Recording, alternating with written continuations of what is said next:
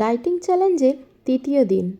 দুটো বাচ্চা সামলানো, সংসারে রান্নাবান্না করা, সমস্ত কাজকর্ম করা, তারই ফাঁকে নিজের ডায়েটিংও মেনটেন করা। কেমন গেল দিনটা শেষ পর্যন্ত দেখুন। আসসালামু আলাইকুম, কেমন আছেন সবাই? ডায়েটিংয়ের তৃতীয়তম দিনে সবাইকে স্বাগত জানাই। ঘুম থেকে উঠেছি আর আজকে একটু তাড়াতাড়ি ঘুম ভেঙে গেছে।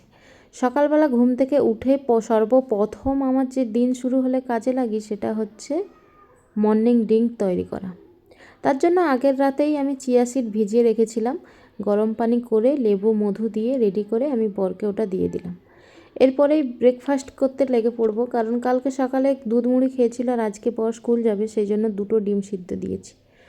বর ডিম সিদ্ধটা খেয়ে স্কুল বেরিয়ে যাবে। আমি বরের টিফিন বক্সও কিন্তু রেডি করে দিয়েছি।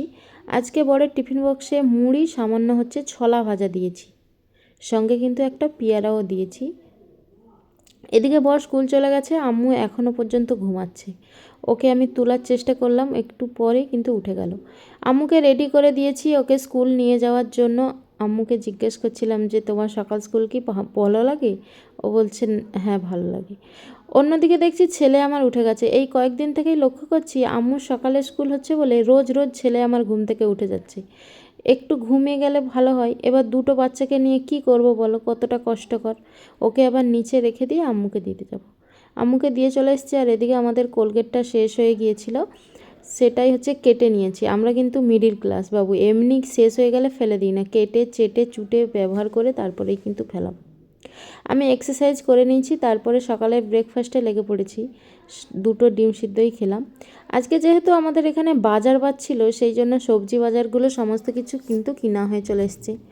পুঁই শাক নিয়েছি, আগের দিন পুঁই শাক লাউ রান্না করেছিলাম, বর বলছে কম হয়ে গেছে, সেই জন্য আমি বেশি করে আজকে পুঁই শাক নিয়েছি। এদিকে আমাদের মাছও নিয়ে চলে এসছে। বাজার বার আর মাছ না নিলে যেন কেমন কেমন একটা মনে হয়। ডায়েটিং করছি, বর পেয়ারা এনেছিল, শেষ হয়ে গিয়েছিলো বলে আজকে বাজার থেকে আবার পেয়ারা নিয়ে নিলাম। আর আব্বুকে খাওয়াবো বলে দুটো খেজুর গরম পানিতে ডুবিয়ে রেখেছি। পানিটা কিন্তু অনেকটাই গরম ছিল। ওইদিকে দেখছি ছেলে আমার উঠে পড়েছে, উঠে খেলা করছে। ওই জন্য ওকে খাওয়াবো বলে খেজুরটা নিয়ে চলে এসেছি। খেজুরটা গরম পানিতে ভিজিয়েছিলাম ঠিক কথা, আর একটু পরিমাণে যদি ভিজতো তাহলে কিন্তু আরও ভালো হতো। একটু শক্ত থেকে গিয়েছিল। আমি ছাঁকনিতে করে ভালো করে ওর পাল্পটা বার করে নিয়েছি। বার করে নিয়ে এটাকে একটু বুকের দুধ দিয়েছি, ওর সঙ্গে মিক্স করে আমি কিন্তু মাখানা গুঁড়া করেছি। আর এই মাখানা গুঁড়াটা কি করে রেডি করেছি তার একটা ভিডিও আমি তোমাদের সঙ্গে শেয়ার করব, তোমরা কিন্তু ওখানে গিয়ে চেক আউট করে নিও।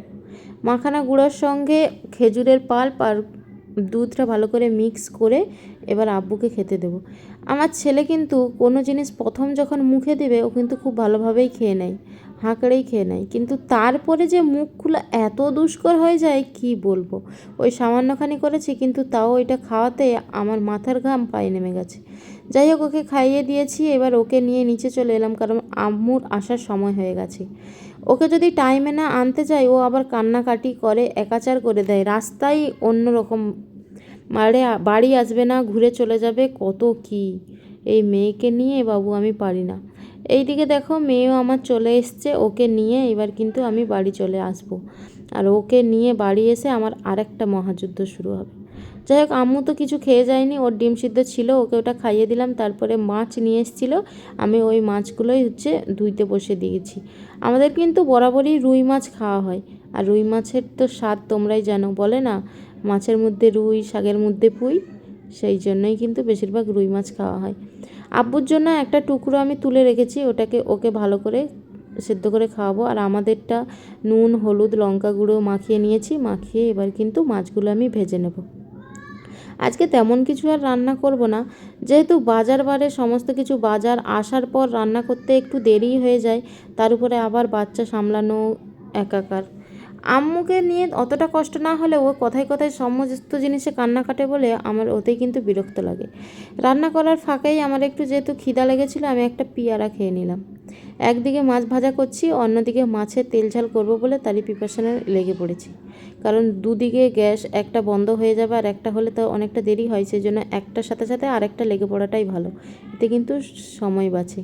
আর তোমরা ভাবছো যে আব্বু কোথায় গেল, ওকে ওখানে আমি চলা গাড়িতে দিয়েছি, ওইখানে বসে আছে খেলা করছে, আর আমি এখানে দাঁড়িয়ে দাঁড়িয়ে রান্না করছি, ওর সঙ্গে কথাও বলছি, তাহলে কিন্তু সুবিধা হয়। এদিকে রান্নাবান্না সব কিন্তু আমি বসিয়ে দিয়েছি, আর একে একে রান্নাগুলো আমার হয়েও যাচ্ছে। আমার বরের একটা জিনিস ভালো কী বলো তো, দুটো বাচ্চা সামলিয়ে আমি যাই রান্না করি না কেন কোনো দিনে কোনো কিছু কিন্তু কমপ্লেন করে না। খেতে যদি খারাপও হয় তাও কিছু বলে না, খেয়ে নেয়। আমি খাওয়ার সময় জানতে পারি যে তরকারিটা ভালো হয়নি, তখন আমি জিজ্ঞেস করি যে ভালো হয়নি কোথাও বললেন না তো, বলে ঠিক আছে তুমি কষ্ট করে করেছো সেই জন্য খেয়ে নিলাম। আমি আব্বুর জন্য কিন্তু একটু মাছ স্টিম করছি, যেটা কিনা একটুখানি ঘি, হলুদ আর মাছ দিয়েই করছি। ওতে কিন্তু কোনো পরিমাণে নুন দিইনি, আর এই ঘি দেওয়ার জন্য কিন্তু মাছের স্মেলটা খুবই সুন্দর হয়। এদিকে আমার মাছের তরকারিটা বসিয়ে দিয়েছি, আর লাউ পুঁই শাকের যেহেতু তরকারি করব ওই জন্য আমি পুঁই শাক আর লাউটা কাটতে বসে গেছি। আগের দিন বর বলেছিল যে পুঁই শাকটা কম হয়ে গেছে, আজকে যেহেতু আমি 2 আঁটি পুঁই শাক নিয়েছি, বরকে বলছি যে 2 আঁটি পুঁই শাকই দিয়ে দেবো। বলছে না না দিও না, আবার বেশি হয়ে যাবে। বোঝো জ্বালা, কোনো দিনও বলে কম হয়ে গেছে, কোনো দিনও বলে বেশি হয়ে গেছে। এই মানুষটাকে নিয়ে আমি বুঝি পারি না। আমি কিন্তু মাছ নিয়ে এসেছিলাম, মাছের মাথা দিয়ে পুঁই শাক রান্না করব। যদিও বা আগে এইটা খেতাম না, এখন কিন্তু বেশ ভালোই লাগে খেতে। মাছের মাথা দিয়ে যে কোনো সবজি কিন্তু করলে খুবই ভালো লাগে। মাছের মাথাটা যদি ভালো করে ভেজে নেওয়া হয় তাহলে কিন্তু ওই গন্ধ টন্ধ করে না, আর খুবই টেস্টি টেস্টি লাগে। একদিকে মাছের তরকারিটা হয়ে গেছে, অন্যদিকে লাউর তরকারিটা করছি। তারই মাঝে আমাদের প্রত্যেকটা তরকারিতে জিরা গুঁড়ো দিই, কারণ বাটার সময় তো আর থাকে না। গুঁড়ো করে রাখলে ওইটা সমস্ত তরকারিতে দিলে খেতে বেশ ভালো লাগে। শেষ হয়ে গিয়েছিল, সেটাই গুঁড়ো করতে লাগছিলাম, কিন্তু তারই মাঝে দেখলাম মিক্সার মেশিনটা বোধহয় খারাপ হয়ে গেছে, গোটা গোটা রয়ে গেছে, কিন্তু মেশিনটা চলছে কিন্তু গুঁড়ো আর হচ্ছে না। বলে না কপাল খারাপ হলে যা হয় অবস্থা। আজকে বোধহয় বিনা জিরা গুঁড়ারই তরকারি খেতে হবে। মাছের ঝোলটা বিনা জিরা গুঁড়ার হলো, আবার লাউ তরকারিটাও বিনা জিরা গুঁড়াই হচ্ছে। এদিকে মাছটা একটু সেদ্ধ হয়ে গেছে, আমি পাপার মুখে দিচ্ছিলাম। ওই যে বললাম না, প্রথমটা একটু ভালোভাবে খেয়ে নেবে, তারপরে আর খাবে না। যাই হোক, অনেক কষ্ট করে ঘুরিয়ে ফিরিয়ে আধখানা মতো একটু খাইয়েছি, ওটাই যথেষ্ট। তারপরে আমার কিন্তু রান্নাবান্না সমস্ত কিছু কমপ্লিট হয়ে গেছে। আম্মুকে খাইয়েছি, পাপাকে ঘুম পাড়িয়েছি, বরকে খেতে দিয়ে দিয়েছি। তারপরে এবার আমার খাওয়ার পালা। সারাদিনে ব্যস্ততার মাঝেও নিজের ডায়েটিংটা যে মেনটেন করতে পারছি, এটার জন্যই কিন্তু আমি আল্লাহর কাছে অনেকটা শুকরিয়া বোধ করি।